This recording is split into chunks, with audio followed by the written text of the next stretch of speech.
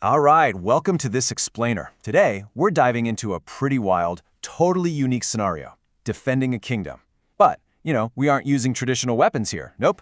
Instead, we are going to harness the sheer, unstoppable power of fluid physics. We're taking the hard science of pressure, buoyancy, and fluid dynamics, and we're engineering them into literally the ultimate castle defense system. So, picture this. An absolutely massive, angry ogre is charging right at our castle walls. The question is, how do you defeat him using only fluid dynamics?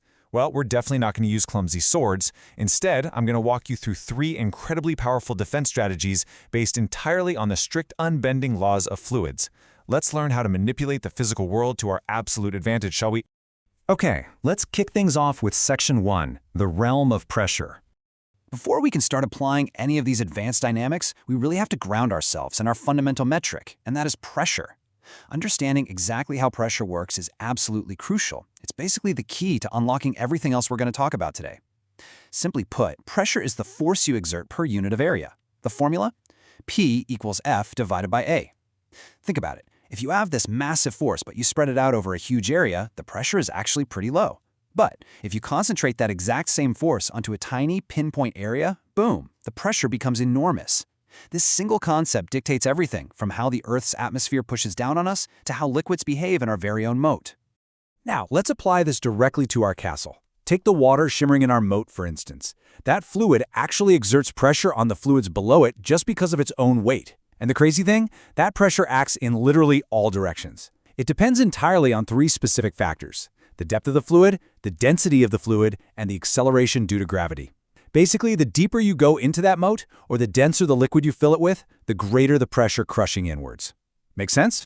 Moving right along to Section 2, Pascal's enclosed liquid magic. So this principle? This is the secret to lifting our immensely heavy iron castle gates at a moment's notice to lock out that charging ogre. The big takeaway here is that if we trap a hydraulic fluid inside a closed system, any push we give it transmits perfectly everywhere. Pascal's principle tells us that the pressure applied to an enclosed liquid is transmitted equally to every single part of that liquid.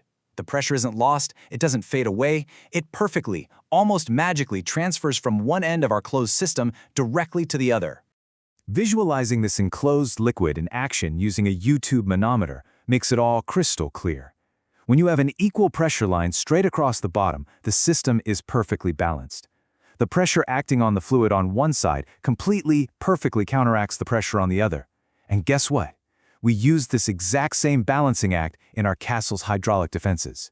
Because we established earlier that pressure equals force over area, and Pascal tells us the pressure on one side equals the pressure on the other, we get this beautiful little equation, F1 over A1 equals F2 over A2.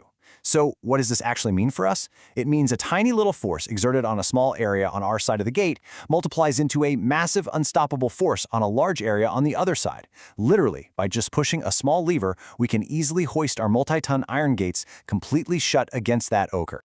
All right, on to Section 3, Archimedes' buoyant force spell. Okay, so our gates are shut, right? But what if the ogre attempts to just wade straight across our deep water moat? For this, we turn to the ancient Archimedes principle. This dictates that when an object is completely or even partially immersed in a fluid, it experiences an upward reaction force. So the water in our moat violently pushes back on the ogre, or, safely supports our own defensive boats, with a force matching the exact weight of the water he pushes out of the way. Simply put, the fluid is pushing back on you just as much as you push on it. Calculating this is actually pretty straightforward. Buoyant force equals the actual weight minus the apparent weight. Think of it kind of like sitting half on a throne and half using your own legs to support yourself, an analogy straight from our physics notes. The water supports part of the ogre, drastically reducing his apparent weight. This makes him super clumsy and completely unable to find his footing down in the moat. Now, as a royal challenge to patrol this moat, I want you to consider how you design a stealth submarine that floats perfectly in the middle of the water, neither sinking to the bottom nor bobbing up on top. You'd have to precisely balance the massive density of mild steel, which is about 7,850 kilograms per cubic meter, against the density of seawater, which is just 1,027 kilograms per cubic meter. By designing it as a closed cylinder with hollow space inside, we essentially displace enough water so the buoyant force perfectly matches the sub's total weight. And boom, our patrol vessel hovers seamlessly. Finally, let's look at Section 4, Bernoulli's high-speed fluids. But let's just imagine the absolute worst-case scenario. The Ogre breaches the walls. Well, it's time to unleash our ultimate defense, which is Bernoulli's principle. The absolutely crucial point to grasp here is the inverse relationship between speed and pressure. I know, it sounds a bit counterintuitive, but when the speed of a fluid is high, the pressure is actually low. So, by blasting the Ogre with incredibly high-speed winds, we don't just push him backward, we actually drop the physical pressure of the air entirely around him. To execute this masterstroke, we really must balance the two different components of pressure. First, you have your static pressure, which, as it sounds, is the pressure of the fluid when it is perfectly still.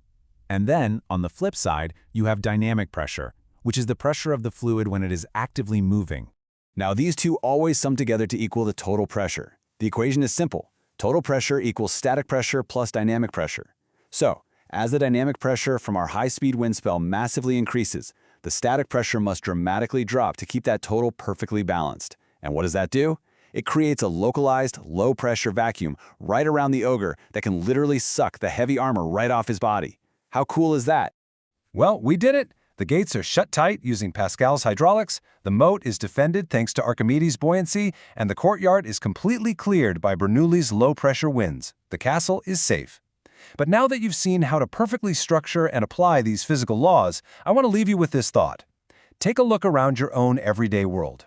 Where else do you see hydraulics effortlessly lifting heavy machinery? Or buoyancy keeping massive steel cargo ships afloat? Or aerodynamics lifting commercial airplanes high into the sky? The physics of fluid dynamics is absolutely everywhere, just waiting for you to see it and apply it.